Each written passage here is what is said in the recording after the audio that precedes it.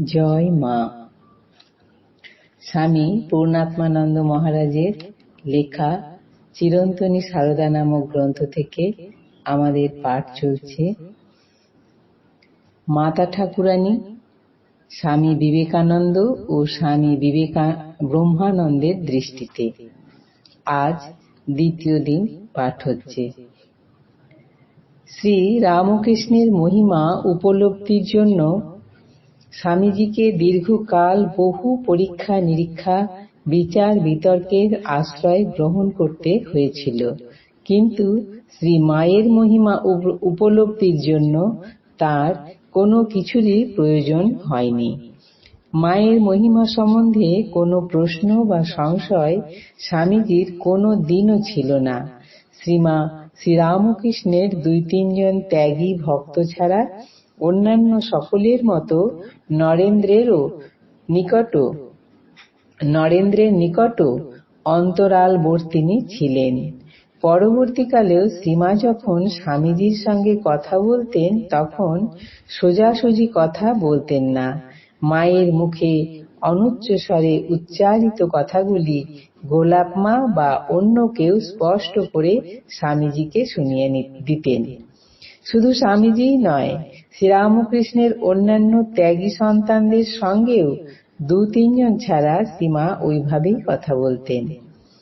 স্বামীজি বিদেশ থেকে ফিরে আসার পর গিরিশচন্দ্র ঘোষ তাঁকে শ্রীরামকৃষ্ণের একটি জীবনী লিখতে বিশেষভাবে অনুরোধ করেছিলেন।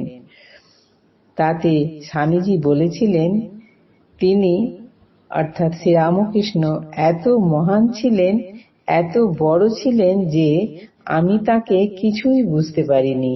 তাঁর জীবনের এক কণাও আমি জানতে পারিনি। শেষে শিব গড়তে গিয়ে কি বানর গড়ে ফেলবো? আমি তা পারবো না। মায়ের জীবনী লেখার কাজে হাত দিতেও তিনি ভয় পেতেন।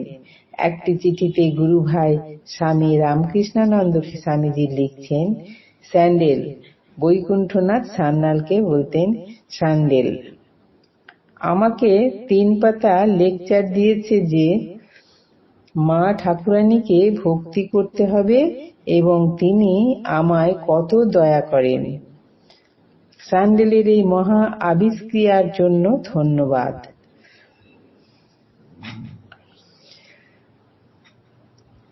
তাঁর শ্রী মায়ের বিষয়ে একটা কিছু লিখব মনে করি, কিন্তু ভয়ে পেছিয়ে যায়। যাক, তার ইচ্ছা হয়তো কালে কালে হবে। শ্রীরামকৃষ্ণ শ্রী মাকে স্বামীজি যে অভেদ জ্ঞান করতেন তার প্রমাণ পাওয়া যায় আমেরিকা যাত্রার প্রাক্কালে তাঁর শ্রীমায়ের আশীর্বাদ প্রার্থনা করবার ব্যাকুল সংকল্পে। ঘটনাটি এই, স্বামীজির মনে আমেরিকা যাওয়ার সংকল্প প্রায় স্থির হয়ে গেলেও এই বিষয়ে সম্পূর্ণ সন্দেহমুক্ত হওয়ার জন্য তিনি ভাবলেন, আচ্ছা, শ্রী শ্রী মা তো ঠাকুরের অংশরূপিণী, তাকে একখানি পত্র লিখলে হয় না? কিন্তু তিনি যেরূপ বলবেন সেরূপই করব। স্বামীজি শ্রীমায়ের নির্দেশ যে পত্র লিখেছিলেন তার উত্তরে শ্রীমা স্বামীজিকে আশীর্বাদ করে পাশ্চাত্য দেশে গমনের অনুমতি দিয়েছিলেন। তখন স্বামীজির সকল দ্বিধার অবসান হয়। তিনি বলেছিলেন, আহ, এতক্ষণে সব ঠিক হলো। মারও ইচ্ছা আমি যাই। শ্রীমায়ের আশীর্বাদকেই স্বামীজি তার পাশ্চাত্যদেশী ঐতিহাসিক সাফল্যের পশ্চাতে ক্রিয়াশীল প্রধান শক্তিরূপে গণ্য করতেন।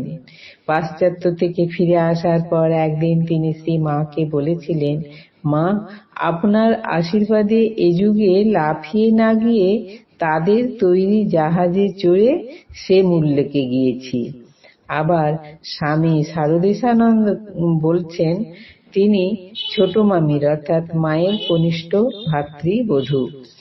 তিনি ছোট মামির মুখে শুনেছেন যে বিশ্ব জয় করে ফেরবার পর স্বামীজি যেদিন প্রথম শ্রী শ্রী মায়ের চরণ বন্দনা করলেন, সেদিন ছোট মামির ভাষায় রাজার মতো চেহারা ঠাকুরজির পায়ে লম্বা হয়ে পড়ল, জোর হাতে বলল, মা, সাহেবের ছেলেকে ঘোড়া করেছি তোমার কৃপায়।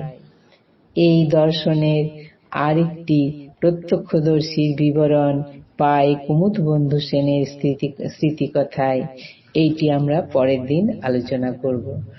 জননীং শারদাং দেবীং রামকৃষ্ণং জগদ্গুরুং পাদপদ্মে তয়ঃ স্থিত্বা প্রণমামি মুহুর্মুহুঃ।